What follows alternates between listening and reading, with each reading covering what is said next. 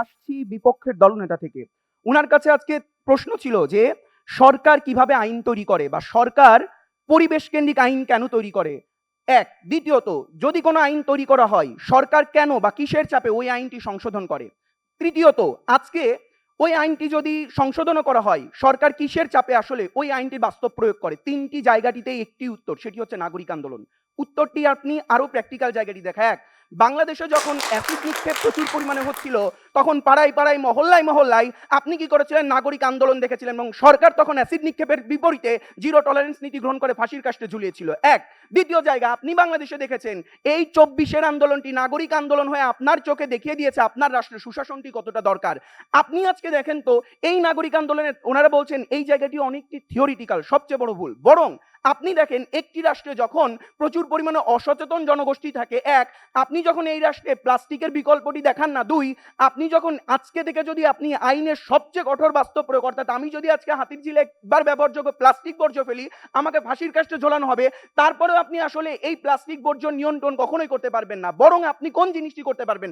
আপনি যদি আজকে নাগরিক আন্দোলন কখন আসলে প্ল্যাকার্ড নিয়ে আন্দোলন না, আজকে আপনি বিতর্ক করছেন এটি নাগরিক আন্দোলনের অংশ, আপনি আজকে সরকারকে প্রশ্ন করছেন এটি আজকে নাগরিক আন্দোলনের অংশ, আপনি আজকে পরিবেশ অধিদপ্তরের সাথে সেতু বন্ধনের জন্য বেসরকারি যে সংস্থাগুলো আছে এই যে চেষ্টা করছে সেটি নাগরিক আন্দোলনের অংশ। অর্থাৎ আপনি সচেতন একজন নাগরিক হিসাবে নিজ দায়িত্বের জায়গা আপনি পরিবেশকে আপন মনে করে যখন পরিবেশের জন্য কাজ করবেন, এটি তো আসলে সেই নাগরিক আন্দোলন, এটি আপনার প্রকৃতপক্ষে সচেতনতা তৈরি করে।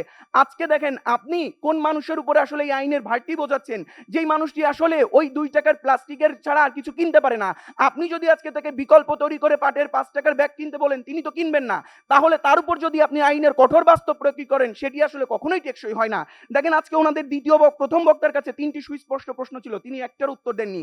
দ্বিতীয়ত, উনি আজকে বললেন কি আজকে নাকি নাগরিক আন্দোলনের দীর্ঘসূত্রিতা, নেতৃত্বের অভাব, পরিকল্পনা থাকে না। অথচ আজকে তিনি দেখালেন না একবারও আইনের জায়গাটিতেও আমরা দেখেছি বাংলাদেশে আইনের বাস্তব প্রয়োগেও দীর্ঘসূত্রিতা হয়েছে। এক, তাহলে কিভাবে তিনি আজকে কঠোর বাস্তব প্রয়োগ করে আইনের দীর্ঘসূত্রিতা রোধ করবেন এমন কোনো বাস্তব উদাহরণ দেননি। দ্বিতীয়ত জায়গা, মানুষকে ওনারাই বললেন আজকে মানুষের আচরণ খুবই বন্য হয়, তাকে আপনাকে বেঁধে রাখতে হবে।